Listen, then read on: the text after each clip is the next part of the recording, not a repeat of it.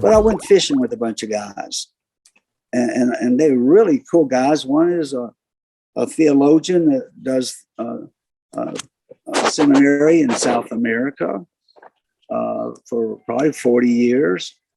And they were talking in the boat, and I was asking some questions, and I hit a nerve all of a sudden. And I found out that the reason I don't fit in is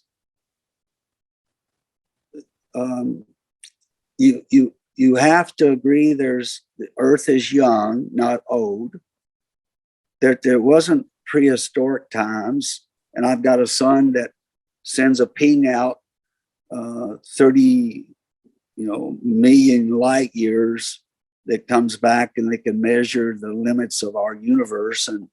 But you've got to be part of a faith system that whether it matters whether you believe in an old earth or a young earth, and then you're not going to be in the inner circle unless your politics are a certain thing right now.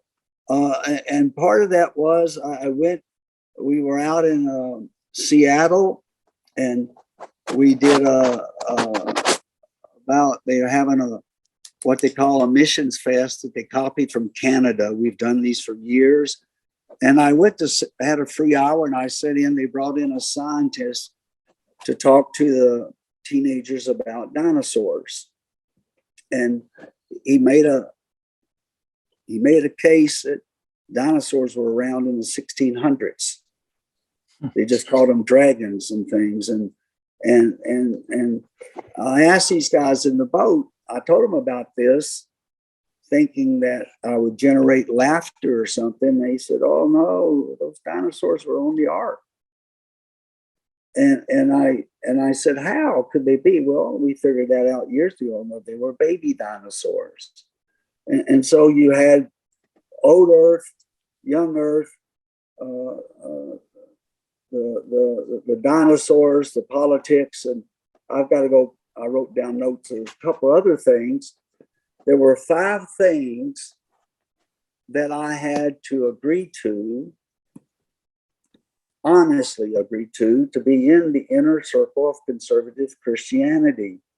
And I realized that those 5 things I haven't talked about for 35 years. They weren't an issue. Yeah. They're not an issue with lost people. And they weren't even an issue with Christians that I were with. And yet it determines, and yet I said to the guys in the boat, I said, now you have helped me so much that I understand now why I'm so disconnected from my own spiritual roots, because I didn't know these were the issues. I didn't know. I didn't say whether, they didn't make me say whether I agree or disagree. I said, I just didn't even know these were the issues. I haven't dealt with these for 35 years.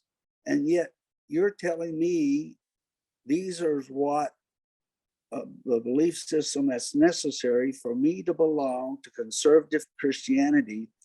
And you didn't one time mention Jesus. You didn't one time mention loving lost people and having them in your home. And I said, you know what?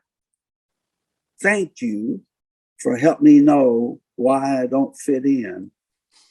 And I say, now I understand I've got a bigger problem. I'm going to die not fitting in.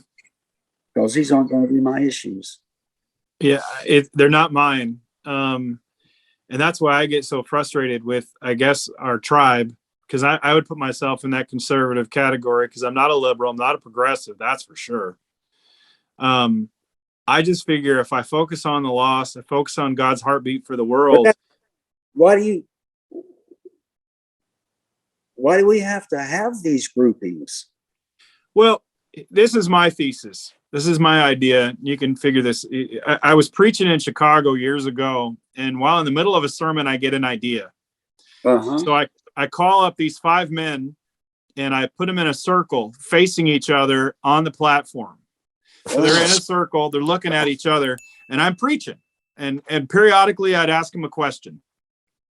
What do you see? What do you know? You know, what's going on? What are you looking at now? And as the question went on and as the sermon went on, these guys are standing up there for quite a while and they're getting uncomfortable. And they start seeing things about the other guys in the group. You know, this one smells. I hate his tie. I don't like this. And then in the middle of it, I had them stop and I said, I want you to turn around and look. And I want you to tell me what you see about the other people. And they couldn't say much because they were so focused in on the outside.